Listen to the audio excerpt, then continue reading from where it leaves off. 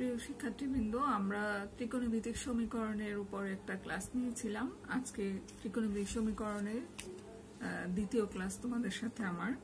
দেখো, আমরা গতদিন একটা সাধারণ সমাধান বের করেছিলাম আর একটা শিখেছিলাম আমাদের যদি রেঞ্জ দেওয়া থাকে। আচ্ছা, দেখো আরেকটা রুলস আমি তোমাদেরকে একটু দেখাইতে চাই।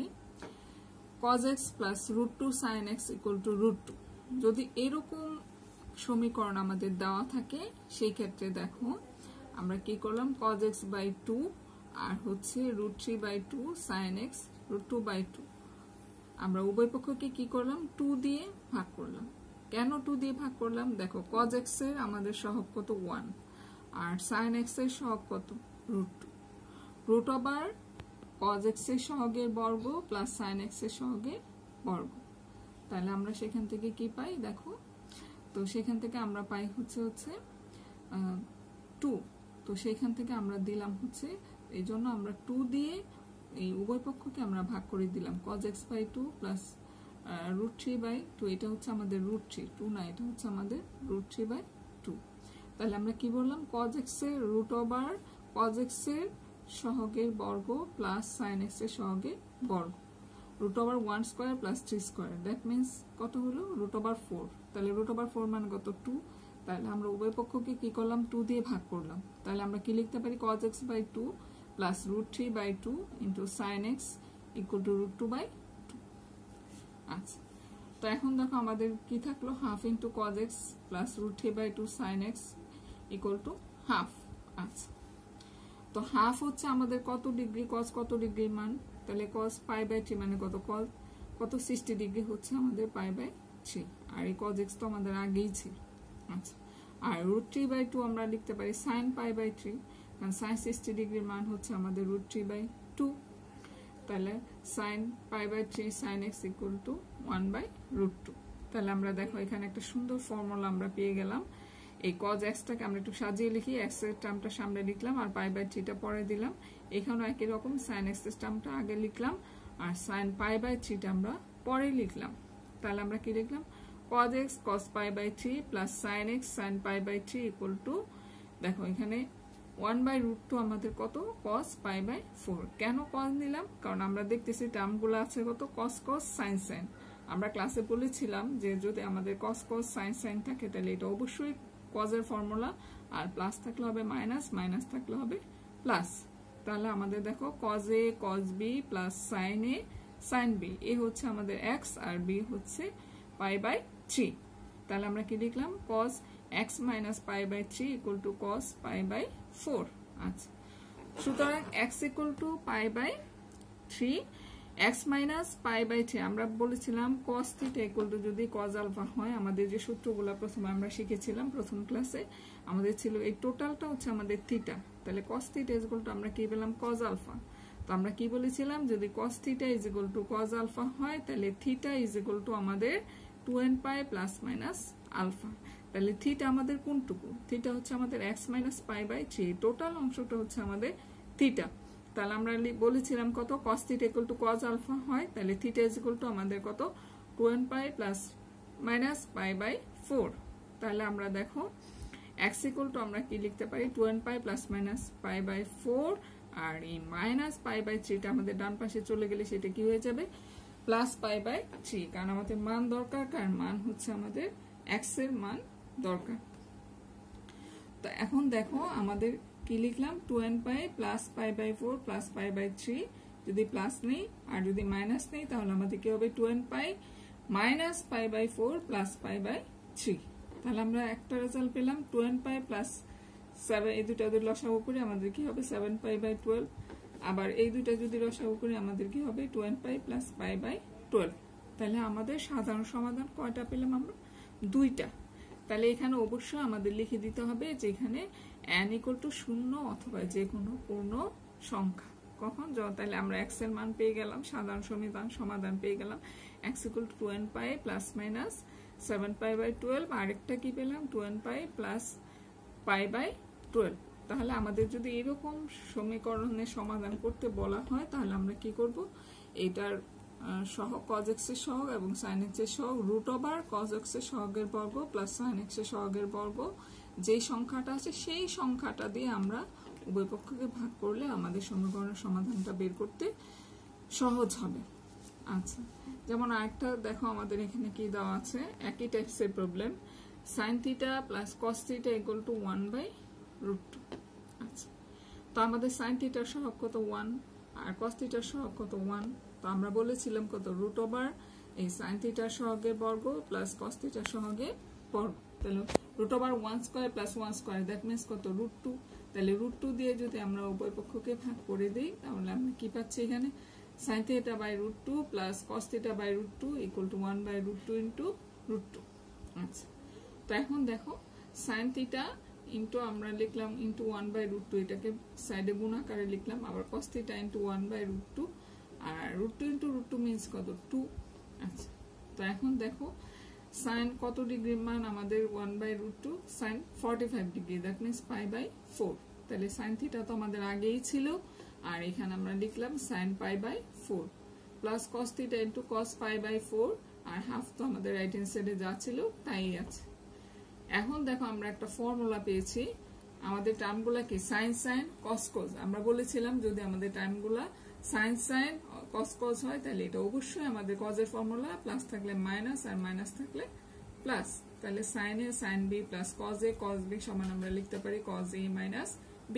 থিটাকে ধরলাম a আর π/4 কে ধরলাম আমরা b। আর cos কত ডিগ্রির মান হাফ, cos 60 ডিগ্রি সমান হচ্ছে হাফ, 60 ডিগ্রি মানে হচ্ছে π/3। তাহলে আমরা পেলাম cos theta minus π/4 equal to cos π/3। এখন দেখো আমরা বলেছিলাম যদি cos theta equal to cos alpha হয় তাহলে আমরা লিখব theta is equal to 2nπ plus minus alpha. তো আমরা এখানে লিখলাম থিটা হচ্ছে আমাদের কতটুকু, থিটা মাইনাস π/4, টোটাল অংশটা হচ্ছে আমাদের থিটা আর আলফা হচ্ছে আমাদের π/3। তাহলে আমরা কি লিখলাম theta minus π/4 equal to 2nπ plus minus π/3। আচ্ছা, তাহলে থিটা ইজ ইকুয়াল টু আমরা কি পেলাম, দেখো 2nπ প্লাস মাইনাস π/3, এই π/4টা মাইনাসটা এই পাশে চলে গেল আমাদের প্লাস। আচ্ছা, যদি আমরা একটা নিব প্লাসের ক্ষেত্রে একটা নিব আমরা মাইনাসের ক্ষেত্রে, যেহেতু আমাদের এখানে প্লাস মাইনাস আছে তাহলে প্লাসের জন্য একটা নিলাম আমরা আর একটা নিলাম মাইনাসের জন্য। তো প্লাসের জন্য নিলে আমাদের কি থাকে 2nπ প্লাস π/3 প্লাস π/4, আর মাইনাসের জন্য নিলে আমাদের কি থাকে 2nπ মাইনাস π/3 প্লাস π/4। তাহলে আমরা কি পেলাম 2nπ প্লাস 7π/12, এটা হলো প্লাসের ক্ষেত্রে, আর মাইনাসের ক্ষেত্রে আমরা কি পেলাম 2nπ মাইনাস π/12।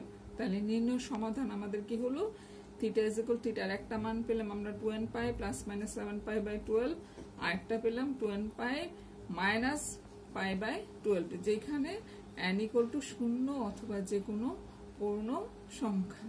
আমাদের এই সাধারণ সমাধানের ক্ষেত্রে এই লাইনটা অবশ্যই লিখতে হবে যেখানে n ইকুয়াল টু 0 অথবা যে কোনো পূর্ণ সংখ্যা। যেহেতু আমাদের এই প্রবলেমটাতে কোনো রেঞ্জ বা সীমা দেওয়া ছিল না, সেহেতু আমরা সাধারণ সমাধান পর্যন্তই আমরা শেষ করে দেব। এখানে কিন্তু আমরা কোণের মান বের করি নাই, আমরা জেনারেল সলিউশন বা সাধারণ সমীকরণে এটা শেষ করে দিলাম।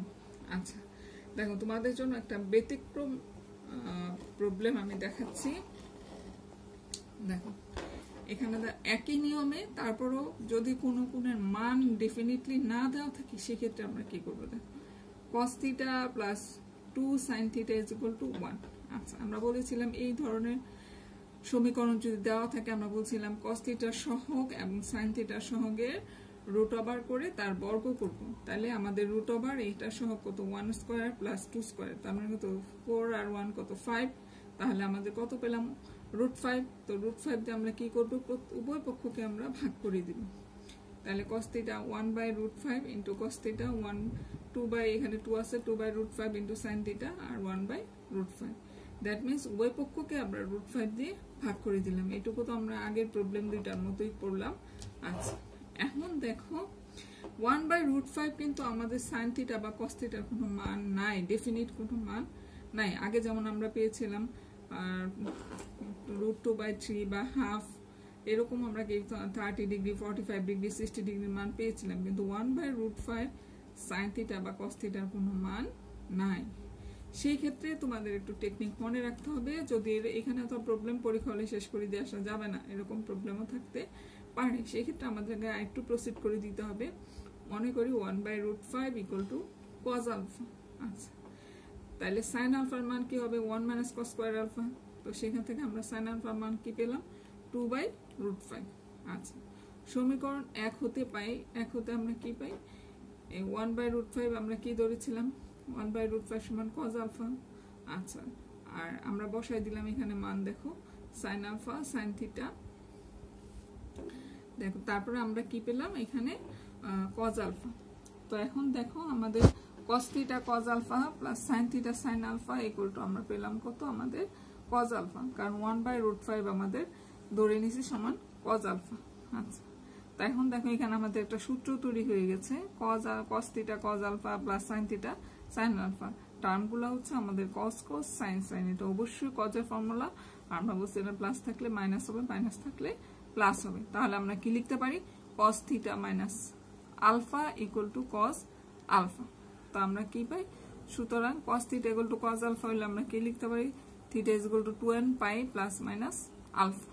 আচ্ছা, তো এখন দেখো আমরা কি লিখলাম থিটা ইকুয়াল টু 2n পাই, এই আলফাটা যদি আমরা এই পাশে নিয়ে যাই প্লাসের ক্ষেত্রে একটা মান পেলাম আর একটা হচ্ছে মাইনাসের ক্ষেত্রে। তো সেখানে আমাদের দুইটা সমীকরণ সাধারণ সমাধান পেলাম, একটা হচ্ছে আমাদের theta is equal to 2n pi আর একটা হচ্ছে theta is equal to 2n pi plus 2 alpha. যখন এখানে কি লিখে দিতে হবে cos আলফা ইকুয়াল টু 1/√5, কারণ cos আলফার এরকম কোনো মান আমাদের নাই, আমরা আমাদের ক্যালকুলেশনের সুবিধার জন্য আমরা ধরে নিয়েছিলাম 1/√5 ইকুয়াল টু cos আলফা। তাহলে আমাদের যদি এরকম কোনো সমীকরণ আমরা পাই যে আমাদের ডেফিনিট কোনো মান আমাদের নাই, সেই ক্ষেত্রে একটা ফর্মুলা বানানোর জন্য আমরা ধরে নিব। সেক্ষেত্রে তোমার সুবিধা মতো তুমি সাইন cos যে কোনো একটা তুমি ধরে নিবা। তাহলে 1/√5 ইকুয়াল টু আমরা ধরে নিয়েছিলাম cos আলফা। সেখান থেকে আমরা মান বসাই আমরা থিটা ইকুয়াল টু পেলাম হচ্ছে 2n পাই প্লাস 2 আলফা, যখন cos আলফা ইকুয়াল টু 1/√5। আচ্ছা, তাহলে এবার আমরা একটু একটা সহজ সমাধান করি। দেখো আমাদের একটা প্রবলেম দেওয়া আছে cos x plus cos 2x plus cos 3x equal to 0। আচ্ছা, তো এখন দেখো আমরা তিনটা দিয়ে তো কোনো ফর্মুলা পাই নাই, আমরা পেয়েছি cos c cos d, মানে যে কোনো দুইটা নিয়ে আমরা কাজ করব আর একটা আমরা পরে কাজে লাগাবো। তো আমরা দেখো এখানে নিলাম হচ্ছে cos 3x আর নিলাম হচ্ছে cos 3x আর cos x আর 2x টা আমরা বাইরে রাখলাম। আচ্ছা, তো এখন দেখো আমরা কি ফর্মুলা পেলাম cos c plus cos d। তো cos c plus cos d এর ফর্মুলা তো আমরা জানি, cos c plus cos d সমান কত 2 cos c plus d by 2 into cos c minus d by 2, আর এই cos 2x যা ছিল আমাদের তাই আছে। তাহলে আমরা কি করলাম এখানে শুধু আমরা cos c plus cos d এর ফর্মুলা বসাইলাম। cos c plus cos d এর ফর্মুলা কি 2 cos c plus d by 2 into cos c minus d by 2 plus cos 2x equal to 0। তাহলে 2 cos 2x cos x, তো আমরা এখানে যা পেলাম ক্যালকুলেশন করে তাই লিখলাম cos x plus cos 2x। এখন দেখো এখানে দুইটা টার্মের মধ্যে একটা মিল আছে, এখানেও cos 2x আছে এখানেও আমাদের cos 2x আছে। তাহলে আমরা কি করলাম cos 2x কমন নিলাম, কমন নেওয়ার পর আমাদের কি রইল 2 cos x plus 1 0।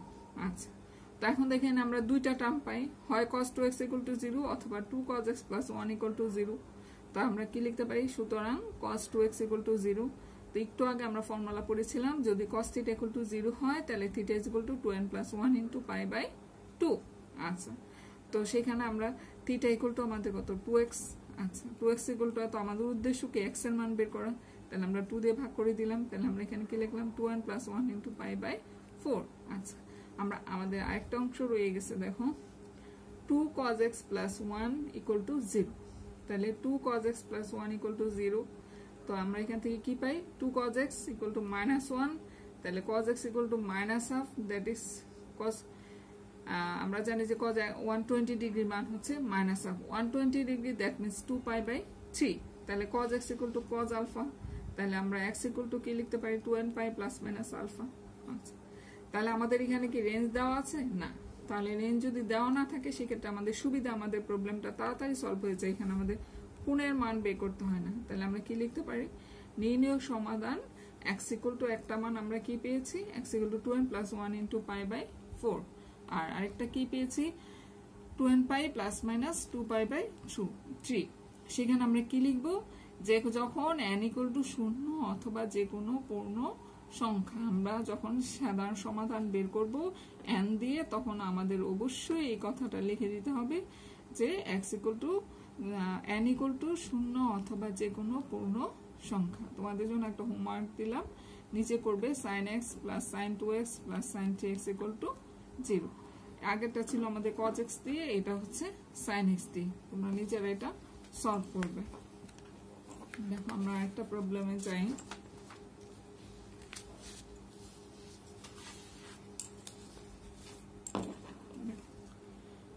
cos 9x cos 7x = cos 5x * cos 3x।